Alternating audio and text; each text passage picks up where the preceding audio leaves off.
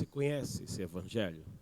Você conhece esse evangelista que escreveu o evangelho que é chamado de o Evangelho das Mulheres? Você já vai percebendo que ele tem esse nome porque deu grande destaque à presença de mulheres interagindo no ministério de Jesus. Então tome, a gente está se aproximando, né, do Dia Internacional da Mulher. Tome aí o Evangelho do Senhor Jesus Cristo, segundo Lucas. Evangelho de Jesus, segundo escreveu Lucas, no capítulo de número 7, a partir do versículo 36. Evangelho do Senhor, segundo Lucas, no capítulo 7, versículo 36 em diante. Enquanto você toma a sua Bíblia, eu quero fazer uma breve oração. Pai, fala conosco. Ó Senhor, nos envia agora a Tua Palavra, nos abre a porta da Tua Palavra, nos dá o poder da mensagem, ó Senhor, e fala que a Palavra percorra os corações, percorra toda a terra e produza, Senhor, para a Tua glória e para o Teu louvor, convencendo do pecado, da justiça e do juízo, em nome de Jesus. Amém.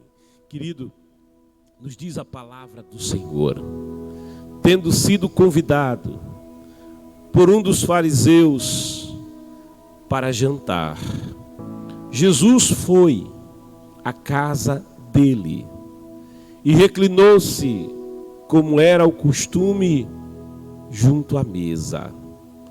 Assim que tomou conhecimento que Jesus estava reunido à mesa na casa do fariseu, certa mulher daquela cidade, uma pecadora, trouxe um frasco de alabastro cheio de perfume e, posicionando-se atrás de Jesus, prostrou-se a seus pés e começou a chorar. Suas lágrimas molharam os pés de Jesus, mas ela em seguida os enxugou com os próprios cabelos, beijando-os e os ungiu com o perfume. Diante de tal cena, o fariseu que o havia convidado falou consigo mesmo: se este homem fora de fato profeta, bem saberia quem nele está tocando e que espécie de mulher ela é, uma pecadora. Então voltou-se Jesus para o fariseu e lhe propôs: Simão, tenho algo para dizer-te. Ao que ele aqueceu: sim, mestre, dize-me. 2 homens deviam a certo credor. Um lhe devia 500 denários e o outro 50.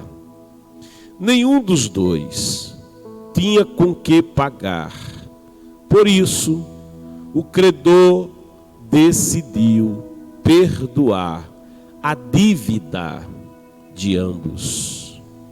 Qual deles o amará mais? Replicou-lhe Simão: imagino que aquele a quem foi perdoada a dívida maior. Ao que Jesus o congratulou: julgaste acertadamente. Então virou-se em direção à mulher e declarou a Simão: vês esta mulher? Entrei em tua casa e não me trouxeste água para lavar os pés, como é o costume. Esta, porém, molhou os meus pés com lágrimas e os enxugou com os próprios cabelos. Da mesma maneira, tu não me saudaste com um beijo na face. Como é tradicional, ela, todavia, desde que cheguei, não cessa de me beijar os pés. E mais, tu não me ungiste a cabeça com óleo, como era de se esperar, mas esta mulher, com puro bálsamo, ungiu os meus pés. Por tudo isso, te asseguro, o grande amor por ela demonstrado prova que seus muitos pecados já foram todos perdoados. Mas onde?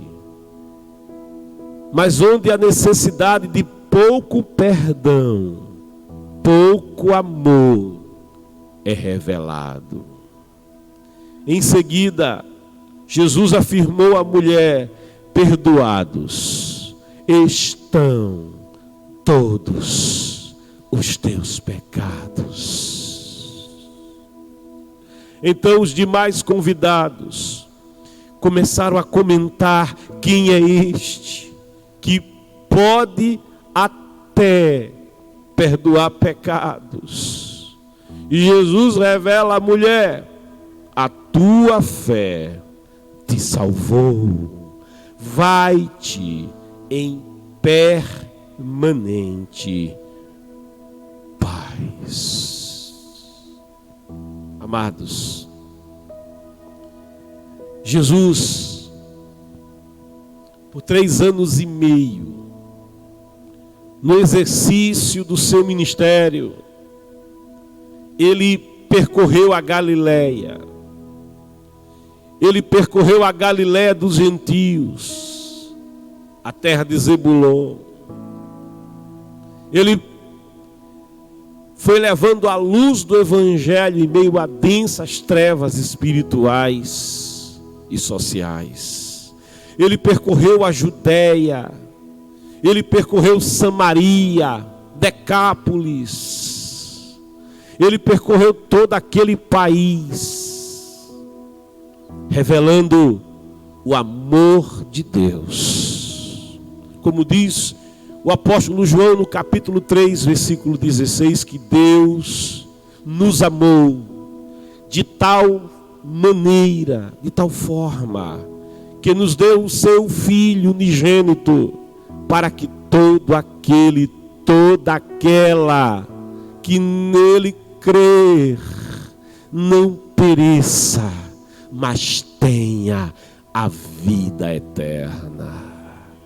Que Deus enviou o seu Filho ao mundo não para condenar o mundo, mas para que o mundo fosse salvo por ele.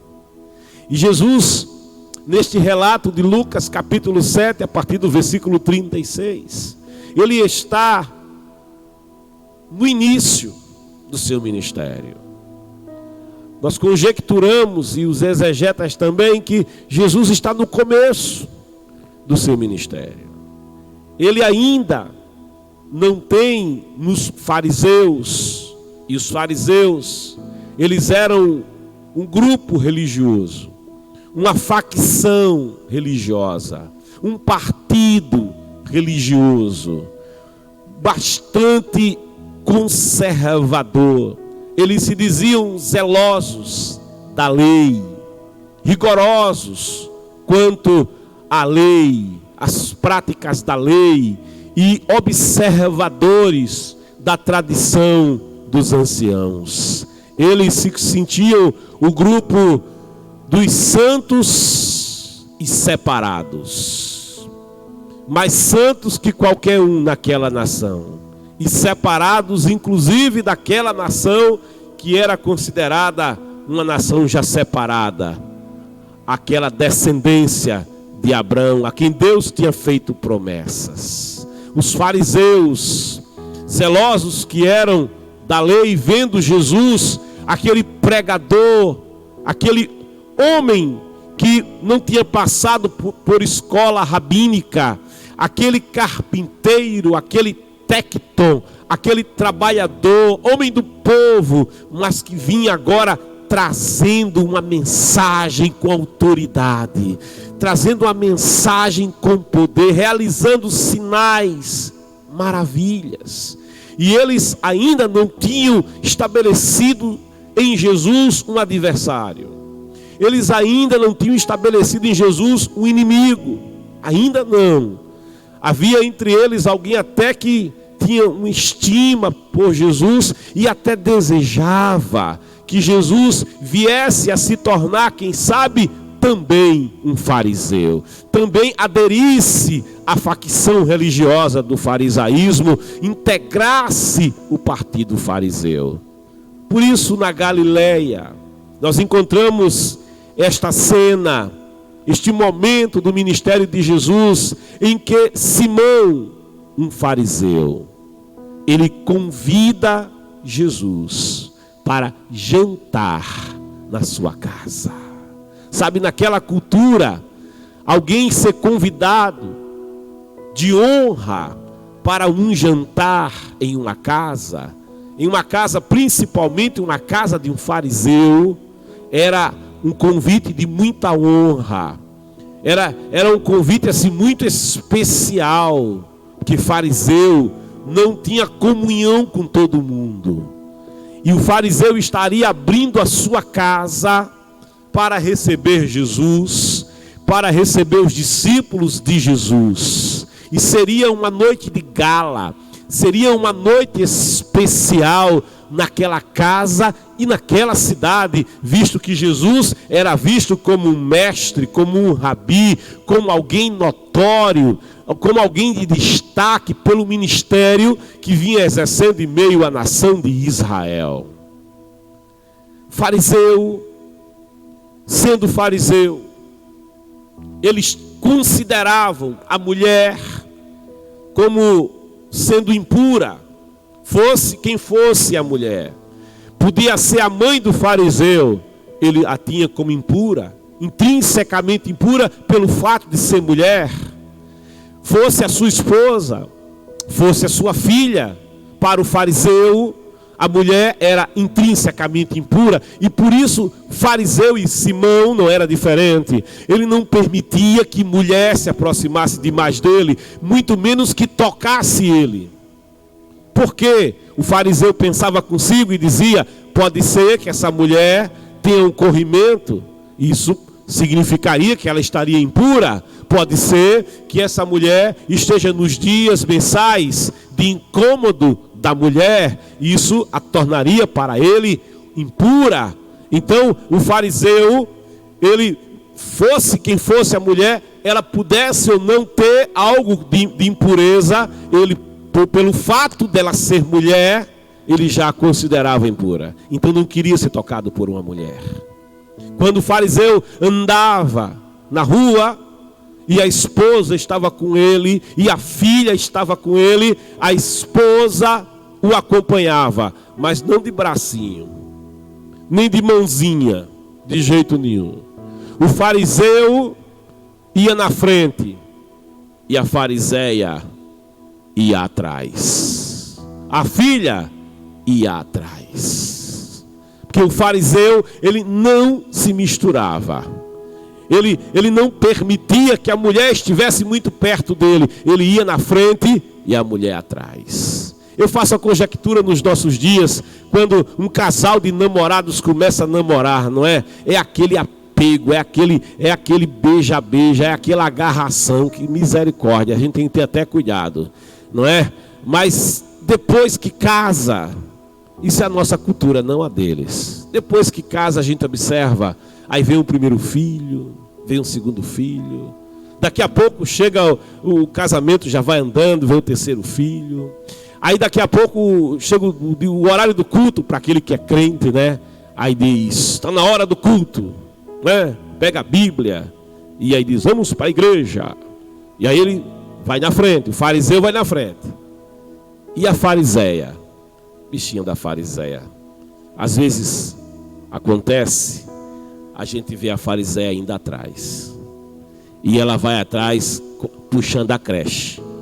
O Wilson, Wellington, o Glória, o Washington, o Anderson, e vai puxando a creche. Vai o fariseu na frente e a fariseia vai atrás. A nossa cultura.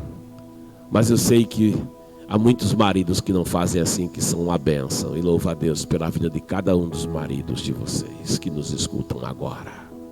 Mas queridos, o fato é que aquele fariseu não tinha contato com mulher, não permitia ser tocado por mulher. E veja, naquela noite em que ele recebeu Jesus na sua casa, em que ele abriu sua casa para receber Jesus, aquele convidado de honra, esses jantares, veja só, eles aconteciam em uma sala muito especial. E naquele momento, naquela cultura, as mesas aonde se comia não é como as mesas que a gente tem na nossa casa. Nós temos uma mesa alta, não é? No mínimo 4, no mínimo não, às vezes tem somente 2, né? 2 bases, mas geralmente mesas de 4 bases, mesa alta, cadeira, onde se senta para comer. No Oriente, ali a cultura era diferente. As mesas eram baixinhas, não é? Mesas, quem sabe da altura aqui dessa cadeira. Eram mesas baixinhas e as mesas tinham um formato de U. De modo que quem ia comer naquela mesa também não era como o japonês. O japonês, ele se senta para comer. Ele cruza as pernas e se senta para comer. Naquele tempo, lá no Oriente, não se sentava de pernas cruzadas para comer naquelas mesas baixinhas. Não. Eles tinham divãs com almofadas, aonde se reclinava-se o corpo, se apoiava o cotovelo em uma almofada e a pessoa ficava num divã meio que deitada assim. Isso era muito chique. O braço encostado assim na almofada e com uma mão ele encostava o corpo, apoiava o corpo e com a outra ele ia comendo as iguarias. E os servos ou escravos, conforme o caso, iam servindo a pessoa. Isso era o máximo da chiqueza. E aquele jantar naquela casa era um jantar desse jeito, dessa forma. Casas acarpetadas, servos por todos os lados. A sala iluminada, eles não tinham iluminação elétrica, mas eles tinham lamparinas ou lâmpadas a óleo que iluminavam aquela casa, e os servos cercavam ali, servindo todo mundo e tendo o maior cuidado e zelo para atender bem as pessoas. E como a casa era aberta, era uma noite especial, mesmo as pessoas que não tinham sido convidadas, aqueles que não foram convidados a estar no U da mesa, eles tinham acesso à casa e ficavam pelos cantos da parede, ouvindo a conversa daqueles que estavam ali. Por que eles ficavam ouvindo a conversa? Porque quem tinha sido convidado era um mestre. Quem tinha sido convidado era um doutor da lei. Então o assunto naquele momento de confraternização, o assunto era a Torá, o assunto era a lei. Perguntas seriam feitas àquele mestre e aquele mestre ia responder. Questões seriam formuladas àquele professor, àquele rabi, e o rabi daria resposta àquelas questões. De modo que aquelas pessoas mais humildes, que não eram ilustres, que não tinham acesso a ficar na mesa, ficavam pelas paredes assim, observando, ouvindo e aproveitando, se alimentando da palavra, se alimentando do assunto. E o assunto era a lei, era a Torá. E Jesus, tendo ele ensinado nas sinagogas, ficou famoso entre a facção dos fariseus, e por isso Simão convida Jesus à sua casa, certamente querendo conhecer um pouco mais Jesus, querendo ter um contato mais de perto com Jesus, de modo que ele pudesse fazer perguntas e ter respostas de Jesus. E está Jesus agora na sua casa, imagine, reclinado, se servindo, comendo, ali com ele, com a sua família, com os ilustres que estavam ali.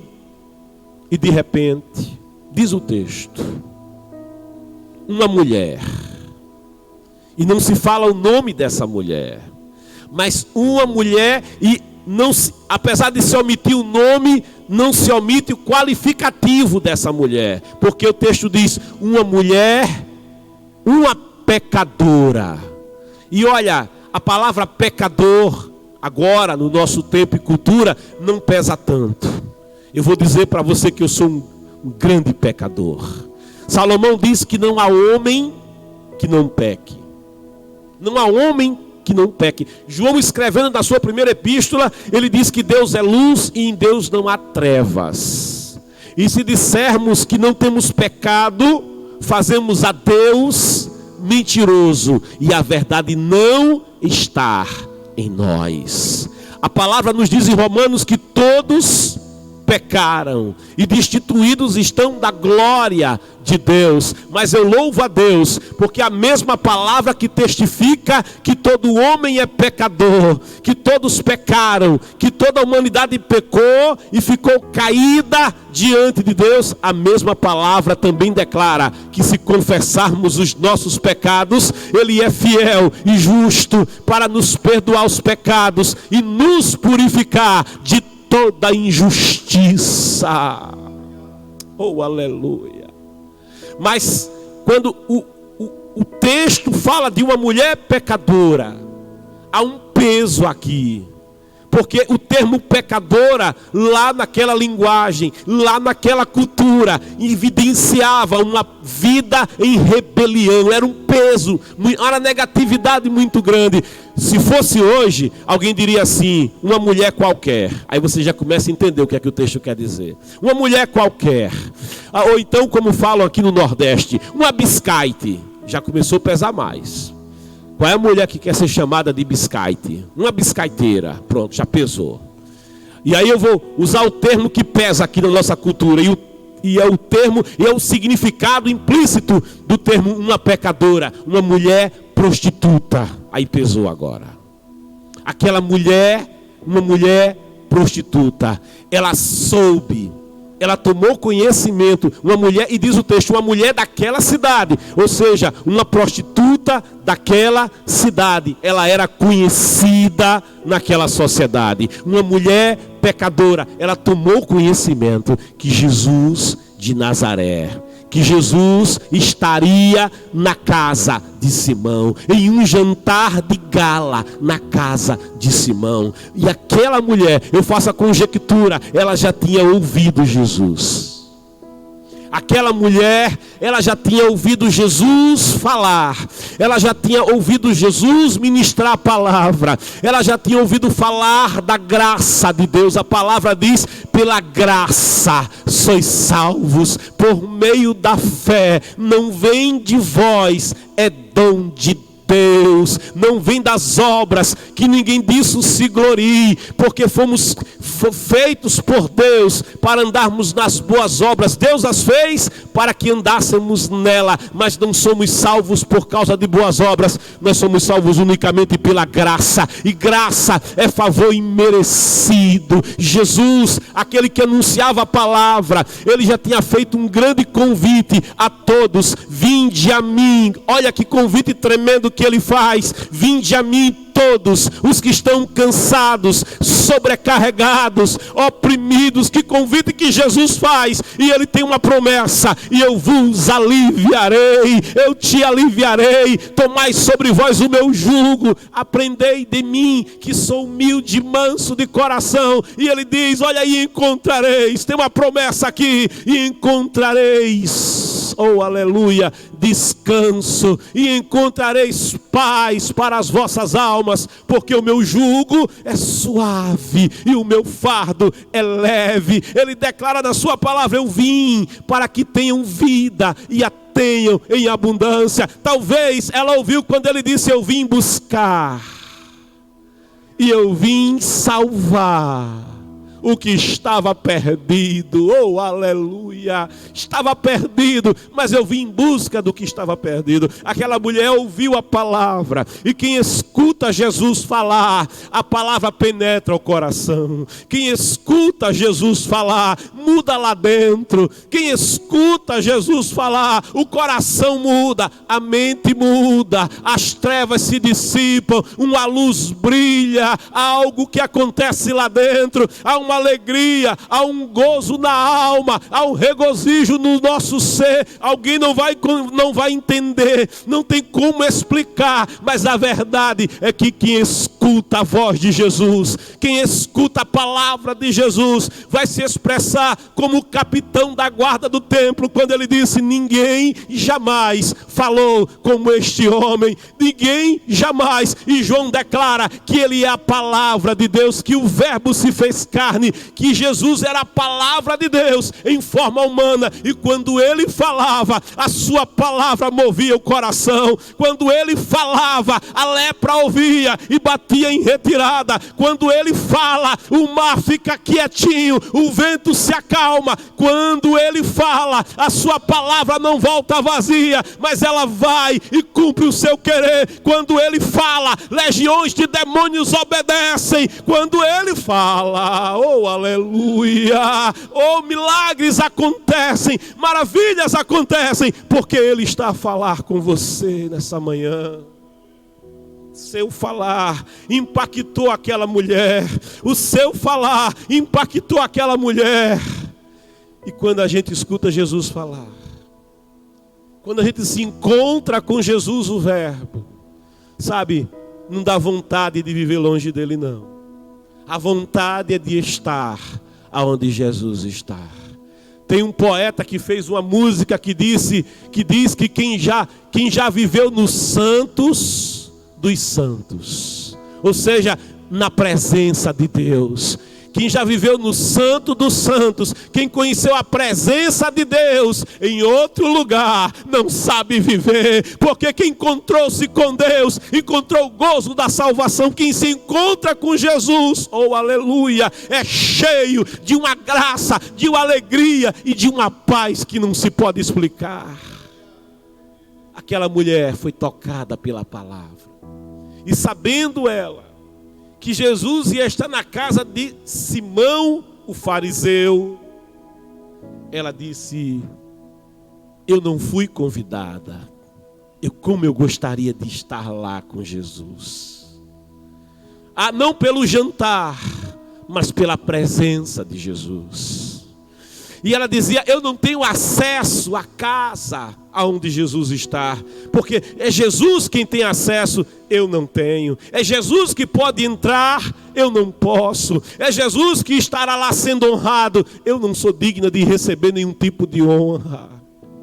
Mas aquela mulher, isso é coisa da fé. Aquela mulher diz: mas tem uma coisa, se Jesus está lá, eu não vou deixar de estar, porque aonde Jesus está, eu também quero estar. Eu vou dar um jeito de estar lá, ouvindo Jesus falar. Ela tinha o desejo de ouvir Jesus falar. Ela tinha o desejo de estar na presença de Jesus.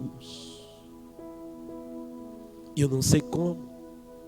O Evangelho não detalha, mas o fato é que aquela mulher, a pecadora, ela entrou na casa.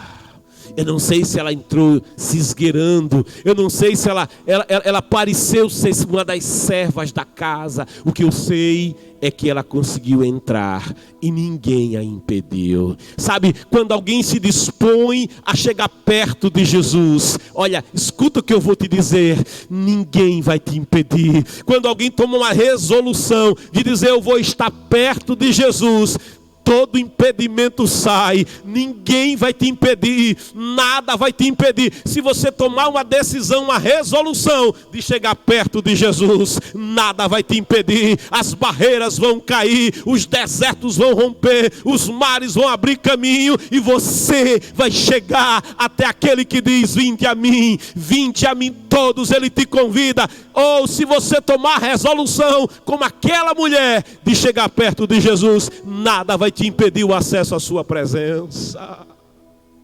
E ela vai e entra na casa. E sabe, como eu te falei, Jesus está reclinado no divã. Jesus está meio que deitado no divã. E aquela mulher, ela se aproxima e, querendo ouvir Jesus, ela fica bem na parede que está alinhada com Jesus, bem no lugar. E Jesus está ali reclinado, então ela está pelas costas de Jesus, ela está por trás de Jesus. E aquela mulher, porque mulher observadora, mulher tem o homem vai a uma festa e ele participa da festa, você pergunta: como é que foi a festa? Ele vai dizer: foi boa. Vai num casamento, quando chega como é que foi o casamento? Ah, foi bom. Agora pergunta a mulher dele como é que foi o casamento. Aí ela vai dizer: ah, tinha uns ornamentos assim na igreja, e tinha uma iluminação assim, e o véu da noiva era de renda, e ela tinha uns adornos assim. Ela vai dar tanto detalhe, e ela vai falar de como as pessoas estavam, ela vai ter detalhes das roupas, sabe? A mulher é diferente, mulher tem uma percepção especial. Oh glória, quando sai um vestido num estilo diferente e num lugar público assim, uma mulher passa, as outras dão uma olhadinha assim, né? Uma olhadinha assim. O homem nem nota, mas as outras amigas, as outras mulheres dão uma olhadinha assim, né? E as que são costureiras já tem até a medida do vestido, já tem o plano, projeto pronto do vestido para fazer um vestido novo para ela. Oh glória, porque mulher é diferente. Aquela mulher estava por trás de Jesus e ela observava. E observando, ela notou uma coisa que não podia ser. Ela viu, olha, naquele tempo as ruas elas eram empoeiradas. As ruas não eram ruas como as nossas, asfaltadas, não eram ruas empoeiradas. As pessoas usavam aquele chinelo que a gente chama aqui no Nordeste de choboi, né? De tira, de couro. Então quem andava com o negócio daquele, o pé ficava todo empoeirado. Entre os dedos ficava aquele grude meio preto, meio suarento. O pé ficava meio fedido, né? Então as pessoas que chegavam numa casa carpetada, era costume que havia um servo, era o menor servo da casa, mas ele já estava ali pronto para receber quem ia chegar. E ele tinha sempre uma bacia com água e uma toalha. Estava lá, a bacia e a toalha, para receber quem estava chegando. A toalha e a bacia aqui, ó. E quando a pessoa chegava, a pessoa sentava e aquele servo, ele ia lavar os pés da pessoa que chegou. Lavava os pés. Você lembra de Jesus lá no cenáculo? Jesus faz exatamente isso. Lavava e secava os pés. Você sabe que na nossa cultura aqui, a gente toma banho todo dia. É uma bênção, não é? Hein? Palmolive suave. Hein? Rexona. Oh glória. Não é não? Toma aquele banho, aquele, não é? Sabonete bem cheiroso. Não é? Cada um conforme as posses, mas todo mundo dá um jeito. Depois aquele desodorante, aí aqueles que podem, né, botar aquele perfume parfum, sei lá como é que chama, e fica todo cheiroso. O Kennedy, de vez em quando ganha uns perfumes aqui, ele só vive cheiroso. Oh glória. As irmãs têm muito carinho pelo Kennedy aqui no círculo de oração. Aleluia. Aí cuida dele mesmo, aí fica todo cheiroso. Mas naquela cultura não era assim. Você pensa que chegar perto de Pedro era fácil? Pense a Caatinga. Passava o dia andando, aqueles homens ficavam todos suarentos, naquele clima quente. Então o odor não era fácil.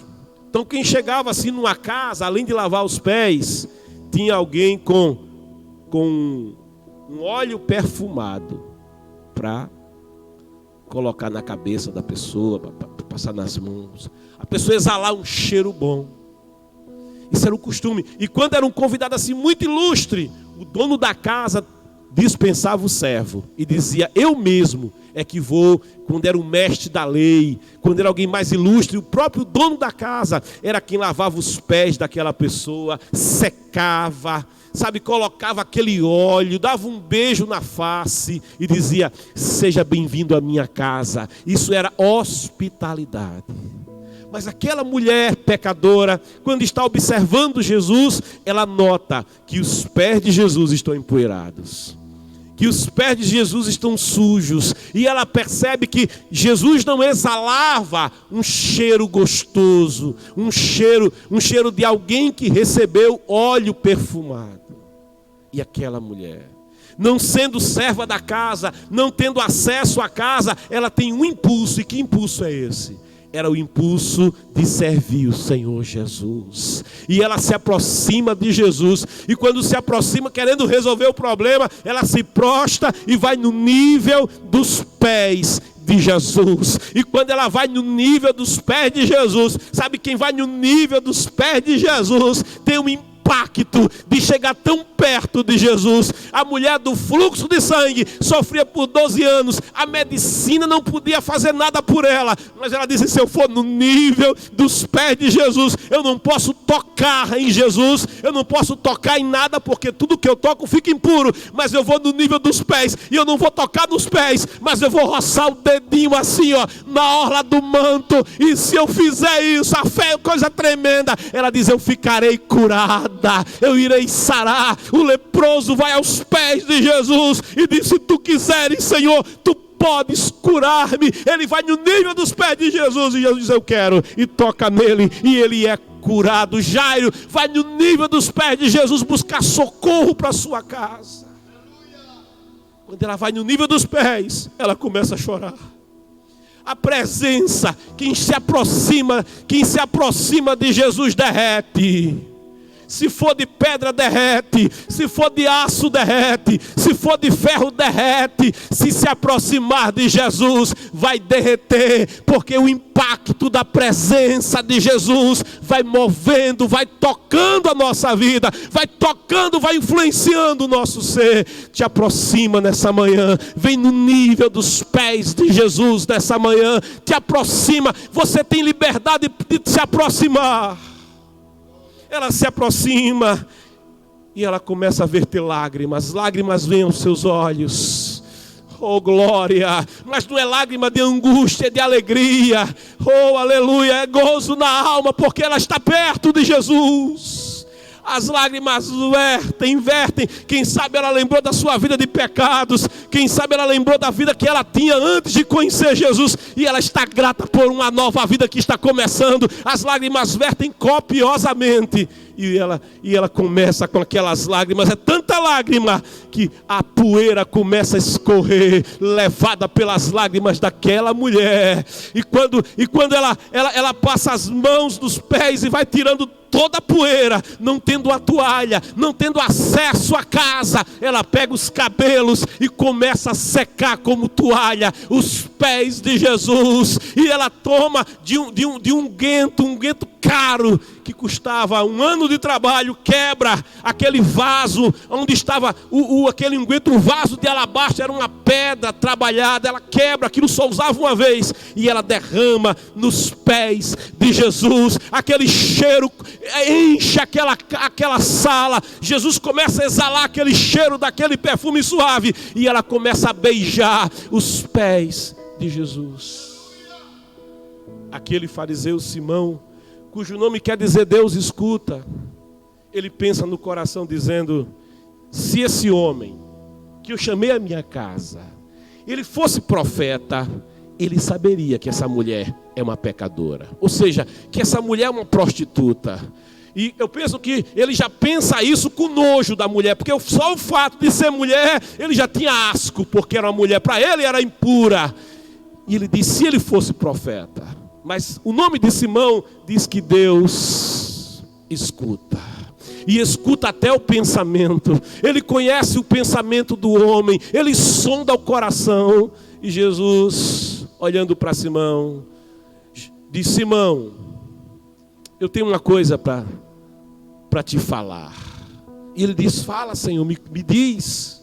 Olha, Simão, um homem era credor de 2 devedores. Um lhe devia 50 diárias de trabalho. O outro lhe devia 1 ano e meio de trabalho, 10 vezes mais. E nenhum dos dois tinha como pagar, nem o que devia pouco, nem o que devia muito. E naquele tempo, para pagar uma dívida, ou se pagava sendo preso e tinha que pagar, ou se pagava ficando como escravo, como servo, para dar conta da dívida. E Jesus disse que nenhum dos dois, nem o que devia pouco, nem o que devia muito. E pergunta: Simão, aquele credor, sabendo que os 2 devedores não tinham com que pagar, nem como pagar, nem condições de pagar, ele resolve perdoar a dívida dos 2 devedores. E aí Jesus pergunta para ele: qual dos 2 devedores amará mais o credor? E Simão, meio que percebendo onde Jesus ia chegar, ele disse: Senhor, eu creio que aquele que devia mais. E Jesus disse: Simão, você acertou perfeitamente a resposta. Olha, Simão, você me convidou a vir à tua casa hoje, e eu vim à tua casa, e era costume que você me desse uma bacia com água para lavar os meus pés, mas você não fez. Mas essa mulher, Simão, essa pecadora, essa mulher, e Jesus olha para essa mulher agora.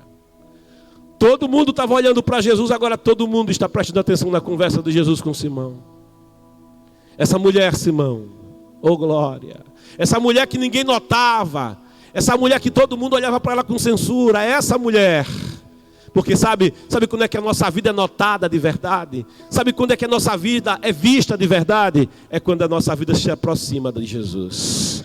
Quando você se aproxima de Jesus, aí o mundo vai te notar, aí o mundo vai te perceber, vai olhar para você e vai dizer quem é ele, quem é ela, quem era ele e quem era ela. Se aproxima de Jesus, chega no nível dos pés de Jesus para você ver o que é que o mundo vai falar a teu respeito daí em diante. Essa mulher, não sendo dona da casa, ela não me deu uma bacia, mas ela me deu suas lágrimas. E com as suas lágrimas que ela verte copiosamente, ela lavou os meus pés. Ela não me deu uma toalha para secar os pés, mas com os próprios cabelos ela seca os meus pés. Simão, era costume você me dar um óleo perfumado. Essa mulher, ela pegou um vaso de alabastro com 1 ano de trabalho, ela quebrou e ela ungiu os meus pés. Você não me deu um beijo na face como era costume, Simão, mas essa mulher não cessa de me adorar, beijando os meus pés. Aí Jesus diz para a mulher, ou quando ele libera a palavra dele, a nossa vida é impactada. Mulher, perdoado estão todos, nenhum vai ficar de fora, todos os teus pecados. E Jesus diz a Simão: Simão, aonde a dívida é pequena, pouco amor é demonstrado.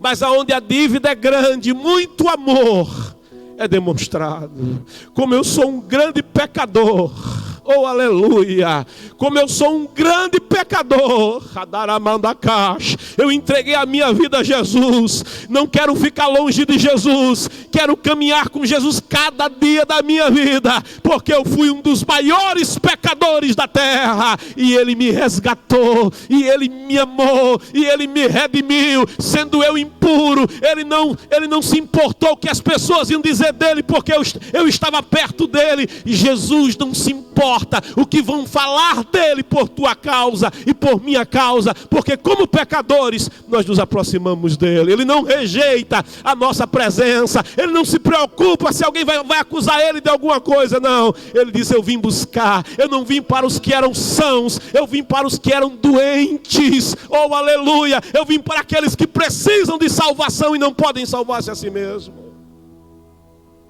Sabe, ele estava dizendo para Simão: Simão, você é o devedor que deve pouco.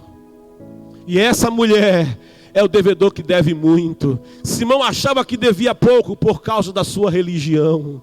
Mas a verdade é que tanto que deve pouco, quanto que deve muito, são réu da mesma condenação. A palavra diz que o salário do pecado é a morte. Não importa se é um pecadinho ou um pecadão, não importa o tipo e qualidade do pecado, a palavra diz: todos pecaram e estão na mesma condenação diante de Deus.